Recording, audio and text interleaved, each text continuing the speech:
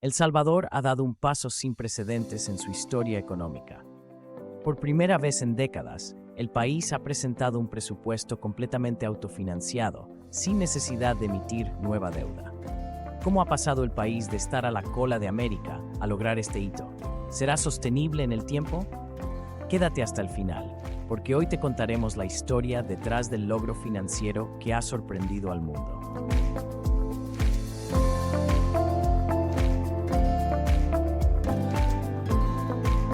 El anuncio, realizado por el presidente Nayib Bukele, ha marcado un hito en la política fiscal del país y ha generado un impacto inmediato en los mercados financieros. La promesa de que El Salvador no gastará más de lo que produce ha sido recibida con optimismo, tanto a nivel nacional como internacional. El presupuesto del 2025 asciende a $9.663 millones, financiados exclusivamente con recursos internos. Esto representa una reducción de 970 millones en comparación con el presupuesto del 2024, lo que refleja un esfuerzo por optimizar el gasto y mejorar la eficiencia de los recursos públicos. Este modelo fiscal busca romper con la tradición de financiar el gasto corriente con préstamos y, en cambio, apuesta por un enfoque basado en el control del déficit y la recaudación eficiente de impuestos. El impacto en los mercados financieros no se hizo esperar. Tras el anuncio, los bonos soberanos de El Salvador experimentaron un fuerte repunte, reflejando la confianza de los inversionistas en la estabilidad fiscal del país. El rendimiento del bono a 10 años cayó al 10,5%, un nivel que no se veía desde antes de la pandemia. Para poner esto en perspectiva, en lo peor de la crisis del COVID-19, estos bonos llegaron a rendir un 20%, lo que generó serias dudas sobre la capacidad del país para cumplir con sus obligaciones financieras. La estrategia de Bukele no solo busca estabilidad económica, sino que también es un movimiento clave para fortalecer la posición del país ante el Fondo Monetario Internacional, FMI. Durante años, El Salvador ha estado en negociaciones con el organismo multilateral para acceder a un préstamo de $1.400 millones. Sin embargo, el FMI ha sido crítico con ciertas políticas económicas del gobierno, particularmente con la adopción del Bitcoin como moneda de curso legal. Ahora, con una promesa firme de responsabilidad fiscal y sin la necesidad de endeudamiento adicional, las posibilidades de cerrar el acuerdo con el FMI se han incrementado significativamente. El optimismo también se ha reflejado en la percepción de los inversionistas globales. Bank of America elevó la calificación de la deuda salvadoreña y destacó que la consolidación fiscal anunciada por Bukele es un paso clave para reducir la incertidumbre económica. La reacción en los mercados emergentes ha sido clara. El Salvador ha pasado de ser visto como un país con alto riesgo financiero a una nación que busca estabilidad y crecimiento sostenible. Si bien la promesa de no emitir nueva deuda es un avance significativo, aún queda la incertidumbre sobre cómo se implementará en la práctica. Para lograrlo, el gobierno deberá mantener una estricta disciplina fiscal, mejorar la eficiencia en la recaudación de impuestos y garantizar que el crecimiento económico sea suficiente para sostener las finanzas públicas. Además, el éxito de esta estrategia dependerá en gran medida de la capacidad del gobierno para mantener la confianza de los mercados y cumplir con sus compromisos sin recurrir a endeudamiento imprevisto. El Salvador ha trazado un camino ambicioso hacia la independencia financiera. Si esta estrategia funciona, podría convertirse en un modelo para otros países de la región que buscan reducir su dependencia del endeudamiento externo y fortalecer su estabilidad económica. Uno de los grandes aciertos económicos de Bukele fue la adopción de Bitcoin como reserva de valor.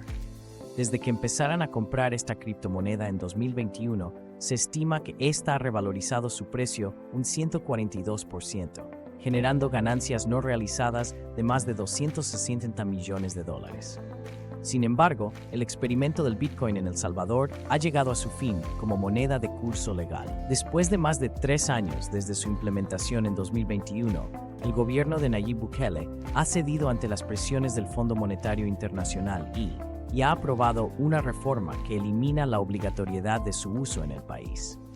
A partir de ahora, las transacciones con la criptomoneda serán completamente voluntarias y limitadas al sector privado, mientras que las instituciones públicas ya no podrán utilizarla para pagos o transacciones. Cuando Bukele convirtió a El Salvador en el primer país del mundo en adoptar Bitcoin como moneda de curso legal, su objetivo era ambicioso: atraer inversión extranjera, facilitar las remesas sin comisiones y fomentar la inclusión financiera. Para ello, el gobierno impulsó una billetera digital, la Chivo Wallet, e instaló 200 cajeros automáticos en todo el país. Pero la realidad fue muy distinta a las expectativas. La adopción del Bitcoin fue mínima entre la población, con encuestas que reflejaban que 9 de cada 10 salvadoreños no lo usaban en sus transacciones diarias. A pesar de que el gobierno ofreció incentivos de $30 para fomentar su uso, la criptomoneda nunca logró consolidarse como un medio de pago real en el país. La verdadera razón de abandonar Bitcoin, sin embargo, ha sido la presión del FMI. Desde el inicio, el organismo financiero se mostró crítico con la adopción del Bitcoin, argumentando que representaba riesgos significativos para la estabilidad económica del país y que podía facilitar el lavado de dinero y la evasión fiscal. Tras años de tensas negociaciones, Bukele finalmente aceptó modificar la ley para cumplir con los requisitos del FMI y poder acceder a un préstamo de $1.400 millones, vital para garantizar la estabilidad financiera de El Salvador. Este préstamo forma parte de un paquete más amplio de financiación que involucra a organismos como el Banco Mundial y el Banco Interamericano de Desarrollo, que también condicionaban su apoyo a la eliminación del Bitcoin como moneda oficial. A pesar de la eliminación del Bitcoin como moneda de curso legal, el gobierno de El Salvador mantiene una importante reserva de criptomonedas. Actualmente posee más de 6,000 Bitcoins, valorados en aproximadamente $630 millones, y no ha dado señales de que planee venderlos. De hecho, la embajadora de El Salvador en SMIS, Milena Mayorga, ha asegurado que el país seguirá siendo Bitcoin Country, argumentando que el ecosistema cripto se mantendrá como una opción de inversión, aunque sin la obligatoriedad legal que tuvo en el pasado. El mercado reaccionó con optimismo a esta reforma. Los bonos salvadoreños en dólares registraron un fuerte repunte tras la noticia, con los pagarés con vencimiento en 2054 subiendo 2,7 centavos de dólar a 107 centavos. Los inversores interpretaron este movimiento como una señal de que El Salvador está cada vez más cerca de cerrar el acuerdo con el FMI, despejando así uno de los mayores obstáculos financieros que enfrentaba el país. Sin embargo, la decisión de eliminar el Bitcoin como moneda de curso legal también deja preguntas abiertas. Si bien el objetivo de atraer inversión extranjera mediante la adopción de la criptomoneda no se cumplió como se esperaba, es incierto cómo afectará este giro a la imagen del país como un hub de innovación financiera. Bukele, quien en su momento se jactaba de que todos en El Salvador tendrán Bitcoin, ha tenido que dar marcha atrás en una de sus medidas más emblemáticas, lo que podría interpretarse como una corrección forzada ante la realidad económica del país. El Salvador ha dejado atrás su experimento de Bitcoin como moneda oficial, pero no su apuesta por las criptomonedas. La pregunta que queda es si esta rectificación fortalecerá la estabilidad económica o si representará un retroceso en la estrategia de innovación financiera del gobierno. Lo que es seguro es que esta decisión ha cambiado el rumbo económico del país y ha puesto a Bukele en una posición más alineada con las exigencias de los organismos financieros internacionales. Dejando Bitcoin a un lado, el camino hacia la autonomía financiera de El Salvador no ha sido producto de una sola decisión, sino de una serie de reformas económicas, ajustes fiscales y movimientos estratégicos que han permitido que el país presente, por primera vez en décadas, un presupuesto completamente autofinanciado. Para entender cómo ha llegado a este punto, es necesario analizar las políticas y cambios que han marcado la administración de Nayib Bukele en los últimos años. Uno de los pilares fundamentales de esta transformación ha sido la disciplina fiscal. Desde el inicio de su segundo mandato, Bukele ha enfatizado la necesidad de sanar la economía, después de priorizar la seguridad y la lucha contra las pandillas en su primer periodo. La reducción del déficit ha sido un eje central de su estrategia, logrando que la brecha presupuestaria, que en 2019 ascendía a $1.200 millones, se haya reducido progresivamente hasta llegar a cero en 2025. Esto ha sido posible gracias a una combinación de medidas: la optimización del gasto público, el fortalecimiento de la recaudación fiscal y una mayor eficiencia en la administración de los recursos estatales. Un factor clave ha sido la implementación del Plan Antievasión, que ha permitido aumentar la recaudación tributaria y reducir la elusión fiscal. Mediante este programa, el gobierno ha logrado recuperar ingresos significativos, mejorando la capacidad del Estado para financiar sus propios gastos sin necesidad de recurrir a préstamos internacionales.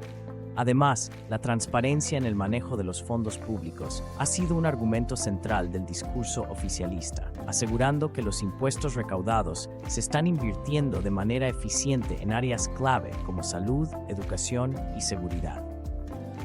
El enfoque en la inversión pública también ha sido determinante. En lugar de depender de financiamiento externo, el gobierno ha apostado por destinar recursos propios a proyectos de infraestructura y desarrollo social.